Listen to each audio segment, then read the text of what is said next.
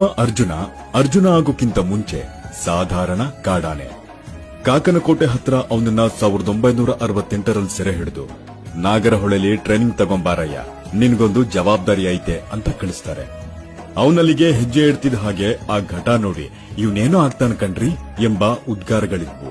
ಅವನ training complete ಆಯ್ತು, operations ಗಳಿಗೆ ಕರ್ಕೊಂಡು ಹೋಗ್ತಿದ್ರು, ಎಲ್ಲರ ಪ್ರೀತಿ ಪಡ್ಕೊಂಡ. ಕೊನೆಗೆ ಮೈಸೂರಿನಲ್ಲಿ ಪೋಸ್ಟಿಂಗ್ ಕೊಟ್ಟು ಅರ್ಜುನ ಅನ್ನೋ ಹೆಸರಿಟ್ರು. ಮುಂದೆ ಅವನು ದ್ರೋಣನ ಜಾಗ ತುಂಬುತ್ತಾನೆ ಅನ್ನೋ ವಿಶ್ವಾಸ ಗಳಿಸಿದ್ದ. ಎಲ್ಲಾ ಅರ್ಹತೆಗಳನ್ನು ಪಡ್ಕೊಂಡು 1990ರಲ್ಲಿ ಫಸ್ಟ್ ಎಕ್ಸ್ಪೀರಿಯನ್ಸ್ ಇನ್ ದಸರಾ ದ್ರೋಣನ ಜೊತೆ ನಿಶಾನೆ ಆನೆಯ ಕಾಣಿಸ್ಕೊಂಡ. 3 ವರ್ಷಗಳ ಎಕ್ಸ್ಪೀರಿಯನ್ಸ್. ಗ್ಯಾಪ್ ಸಿಕ್ಕಾಗೆಲ್ಲ ಪಾರ್ಟ್ ಟೈಮ್ ಜಾಬ್ ಅನ್ನೋ ತರ ಆಪರೇಷನ್ಸ್ ಗಳಿಗೂ ಹೋಗ್ತಿದ್ದ.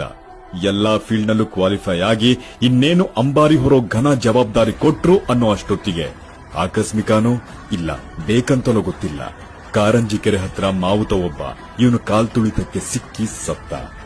ಅವಾಗ ಅಗಳ ನೀನ್ ಹಿಂಗ ಕಂದ ಅಂತ ಕ್ಯಾಪ್ಟನ್ ಅನ್ನೋ ಪಟ್ಟ ಬಿಟ್ಟು ಹಂತಕ ಅನ್ನೋ ಹಾಗಾದ.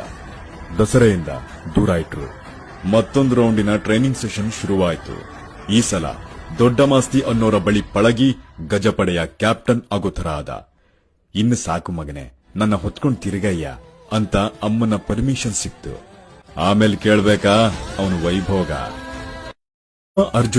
ಅರ್ಜುನ ಆಗೋ